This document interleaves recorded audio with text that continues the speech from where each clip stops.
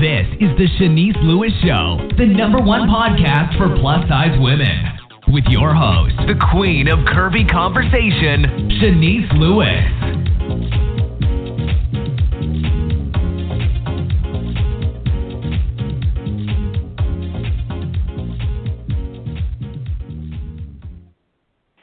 Welcome to the show. I'm your host, Chenese Lewis. Today is Monday, June 27th, 2016. Follow this podcast social media pages on Facebook at Chenese Lewis Show, on Twitter and Instagram at Chenese Show, and you can also subscribe to the show on iTunes and Google Play Music so you'll never miss an episode.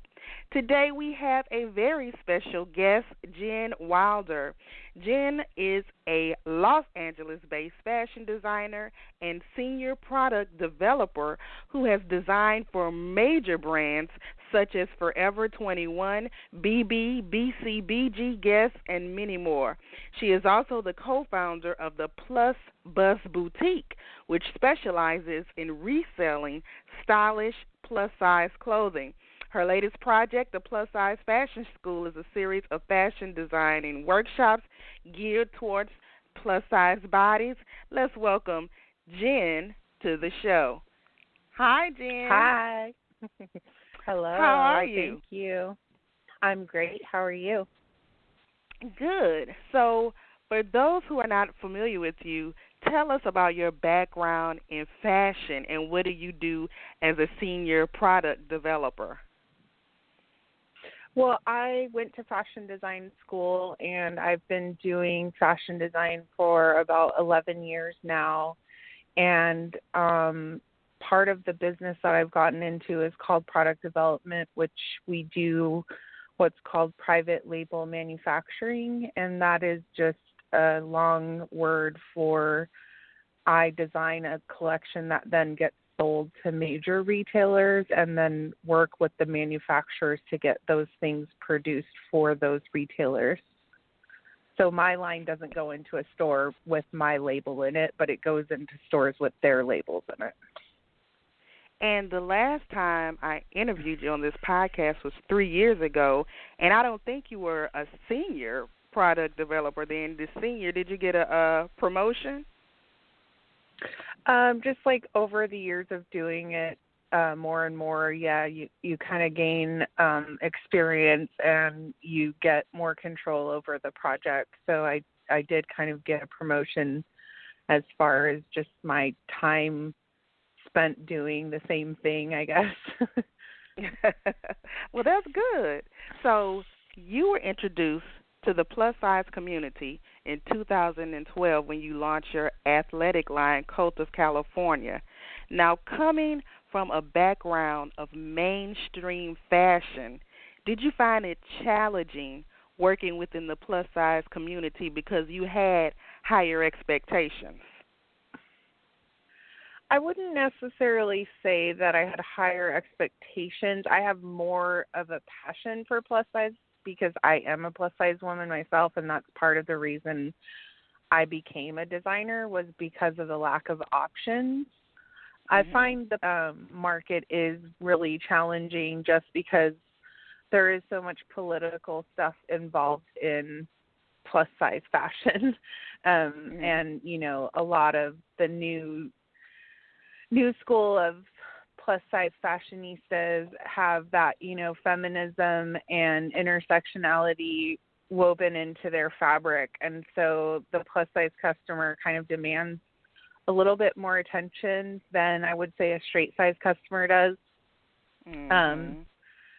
But I think it's just also a lack of having options for so long. We don't really know what to expect. There's so many brands for straight sizes that can be everybody can have their own style. But when you get to plus sizes, they don't break it down by style anymore. It's just plus sizes. So as more and more styles come out of plus size and more designers focus on plus size bodies, there are more opportunities for people to be pleased by the market. Do you know what I mean? So it's kind of a process of us getting away from just thinking of plus size women as a one glob of people and start thinking about them as individual women who have, need self-expression. So in the plus size market, do you think plus size designers have like extra jobs of having to educate the plus size consumer about why their garment is a good quality, why is this price point? You think it's more education versus the straight designers? Definitely. I mean, I work now in a boutique and I see women trying on clothes all day long, and it's just, there's no way that one plus size designer could have garments that fit every plus size body because they're just so different. So, and we're just not used to having brands available to us that we could pick and choose our fit, It's like if it says 22, it should fit all 22s, but that's just not how plus size bodies work. Plus size clothing market still needs to expand into having different fits and different body types that are the ideal for those brands. Like 7 Jeans, you go to 7 Jeans because you like the way 7 Jeans fits, right? And in fashion design, we always say, like, your brand is your fit. And so to conglomerate every plus-size person into just this one group kind of does a disservice. And I think that's what's now happening is, like, we're allowing everyone to kind of separate out into their own branding and their own fit and their own, exploring different avenues of how to express the plus-size woman and not just it being, like, a big glob of the market, if that makes sense. Now, do you plan to ever come out one day with another plus-size clothing line, or you've moved on from that? No, I mean, part of the reason of wanting to have my own boutique is because I want to fill it with my own clothing, and I want to, make my own clothing line and have a place that I can sell it, because that was a big impediment to Cult of California is that there are no plus-size boutiques and there's no one to sell your line to.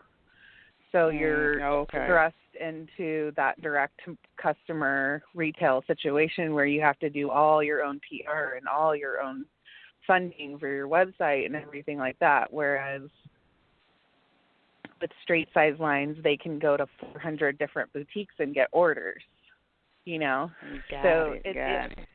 It's now kind of a vehicle to fully expressing myself and being able to, buy my own line from myself and also, eventually support more indie designers, support more plus size designers, and buy, new clothing that would be in the store along with the gently used and new clothing that we trade for.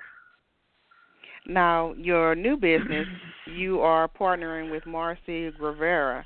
Now, how did you two meet and decide that you wanted to work together? Because I know both of you, and I thought this was kind of like an odd couple. I wouldn't see this coming. It's very much an odd couple. It is very much an odd couple. I think that's kind of why it works in a way. We're very yin and yang. I have a very free-flowing, hippie, kind of artistic flair to me, and Marcy's very business and very corporate, and she knows what to say, and she's very polished for the camera and stuff like that. We met actually at Full Figured Fashion Week in 2012, I guess I would say. And we just kind of hit it off, and then she ended up, I asked her to go to London with me to do the Plus Size Fashion Week in London, and that was kind of the time, we hung out, was a 14-hour plane ride to London, so it was kind of lucky that we made it, and we actually liked each other, and because that was literally the first time we ever hung out, was like going to London and sharing a hotel room for 3 days. So, but she just the first kind thing of you two completes did me. And the first thing you two did together was clothing swap events. Now, how did the clothing swap events transition into the plus bus? Well, it actually happened at the first swap that we did. We did the swap as a charity event for Just for Success. And the way that I had organized the swap was all based on points. So there was like an intricate system of like checking all the clothes in and hanging them up in their correct order of like how many points they were worth. Mm-hmm. So that sort of led to the monetization of the swap. And like basically now what we do is the same kind of system that we were doing, is just when you bring your clothes into the shop, we value them for the shop, and then you get 50% of that value as a store credit. Okay. So we kind of so you don't get swapping. cash, you get credit. We offer 25% cash, but most people take the credit and shop. But we do definitely buy cash. Kind of modeled ourselves after Buffalo Exchange. So it's the same process. Like we come in, we look through your stuff. If we like it, we offer you, an offer, and you can either take the credit or you can take the cash. Now, before you opened the doors of the boutique, you were kind of mobile, and I think you two were going to go city to city. Now, are you still planning to take it on the road, or are you going to focus on the boutique? Yeah, we still plan on doing pop-ups. We still want to actually own our own bus and do the whole thing mobile, as well as have the base here in LA. But yeah, this kind of started a year and a half ago with that first Swapaholics event, and then we changed the name to the Plus Bus, and we started going to the Rose Bowl for their Rose Bowl flea market. And we did that for about 9 months, and it was just once a month. So basically every time we did it, more and more people showed up, and we got asked, we went to Las Vegas to do a couple events, and it just sort of like grew out of that. And then this space became available here in LA that is basically a unicorn of a space, because it's really, really inexpensive for us to keep, and we can just be open more, which is great. Now, what sizes do you carry, and what type of clothing is there? So we carry 12 and up, or extra large and up. And what we say is that we accept new and nearly new or gently used clothing that's in season and in style. So basically, it's summertime right now, so I am looking for cottons, I'm looking for tank tops, I'm looking for swimsuits, I'm looking for swimsuit cover-ups, I'm looking for, like light, airy, gauzy things, denim shorts, like things that you would wear right now, but maybe necessarily don't fit you, or, something you bought it and you couldn't return it, stuff like that. I mean, a lot of the plus-size girls have so much that then they don't want to ship back to places because it's all online. And they end up with a closet full of clothes that they can't wear. And, they're all new with tags, and we're kind of the only place that takes them and gives you any value for them. I mean, you can donate them to charity, but you still don't get anything out of it, And so with the Plus Bus, at least you can turn them in and trade them out to different clothes, and they eventually find a great home. Now, what is someone who loves them? What is something that someone could bring there and it will be rejected and not accepted? This is totally unacceptable. Well, rips, tears, holes, stains. Everything has to look new or gently used, that you would wear it yourself. And then right now, I'm not going to accept sweaters or jackets or anything that's really hot.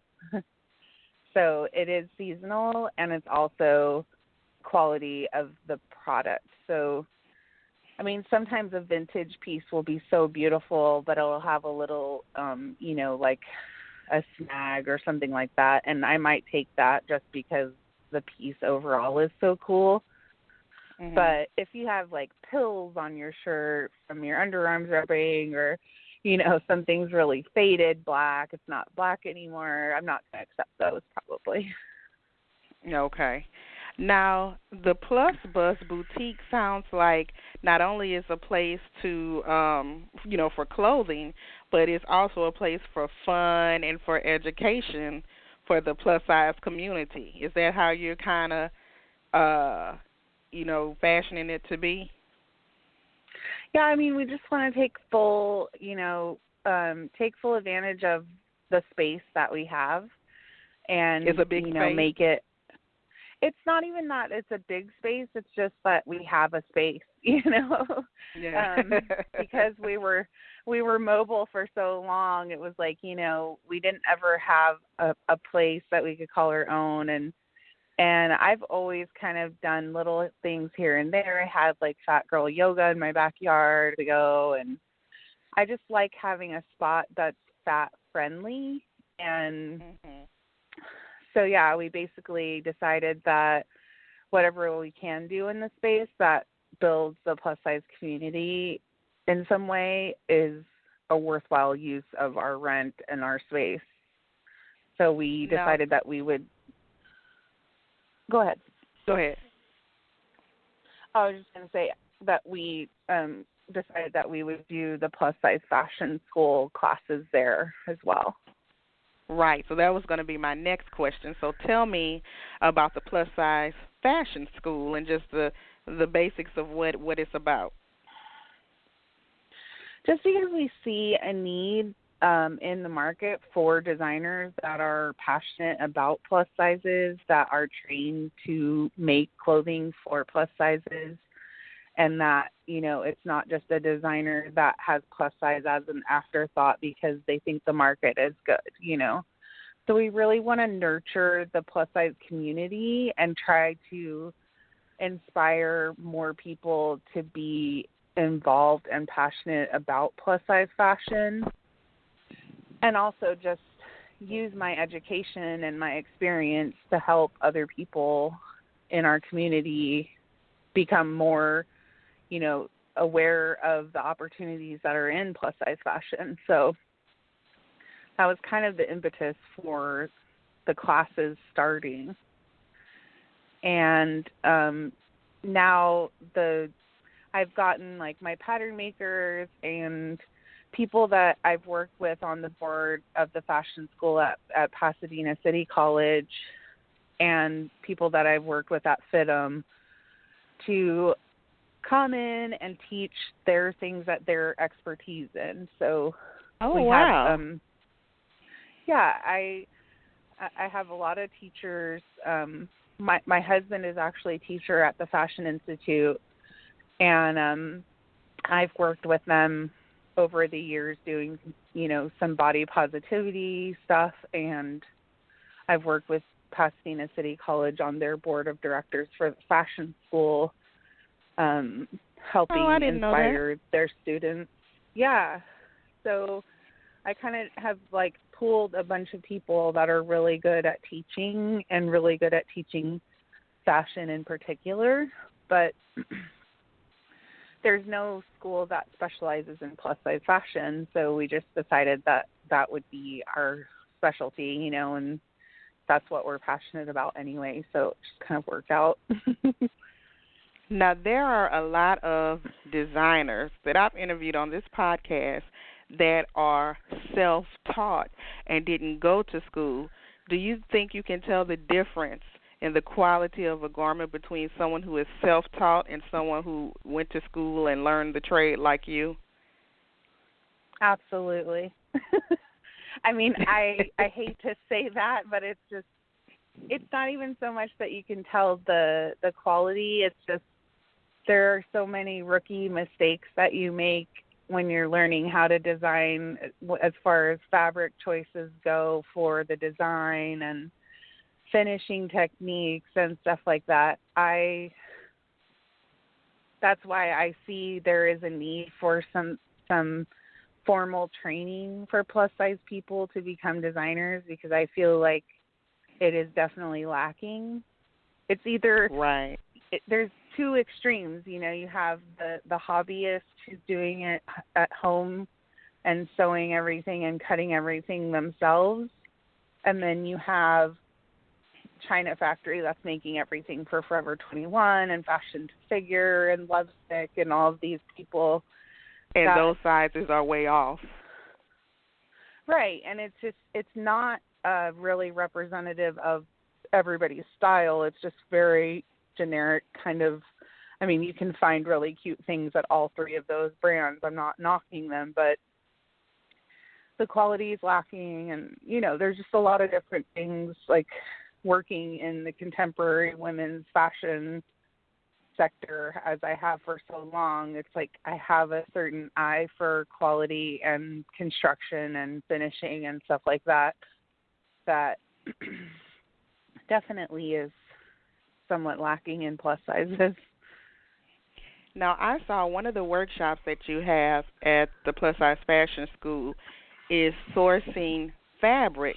Now, why is the type of fabric you use so important as a designer? Do you think certain fabrics work better with plus-size bodies? Certain fabrics work better with certain designs. I mean, it's just the nature of, you know, taking something that's two-dimensional and putting it on a three-dimensional form. What happens to that fabric affects the design that it should be used for. If you're using like a crisp linen or crispy cotton poplin, you kind of want to do something structured and something that has like crisp lines on it, or it's going to be, it's just, there are definitely wrong fabric choices for wrong designs, and there are definitely wrong fabric choices for body types, I guess. I mean, I don't want to say that plus size people can't wear certain fabrics, but they shouldn't wear them in certain ways, I guess, or they shouldn't be designed in certain ways. If you have really cheap fabric, you kind of want to like keep it very simple and, you know, try to put some doodads on it instead of like trying to put too much structure into some cheap fabric, you know. It just depends on what you're trying to do at the time, what fabric you should choose for sure. And I also saw that the people who participate in your fashion school has the opportunity to participate in a fashion show. So are you going to plan a big graduation fashion show? So I just thought you know, the culmination of everything that you work on should probably, you know, end up in being shown to people. So it's still kind of evolving as to what exactly will happen with all the classes. But I think that if you take, you know, 12 hours, 24 hours, 36 hours of classes to make something that you're proud of, you should have the opportunity to, if not at least take photos of it in a professional setting, then, you know, the alternative would be to have a fashion, you know, like a runway show, which I would love to plan. So, I put that in there for me, basically. So this fashion school is taking place at the Plus Bus Boutique. Now, where's the Plus Bus Boutique located? What's the address?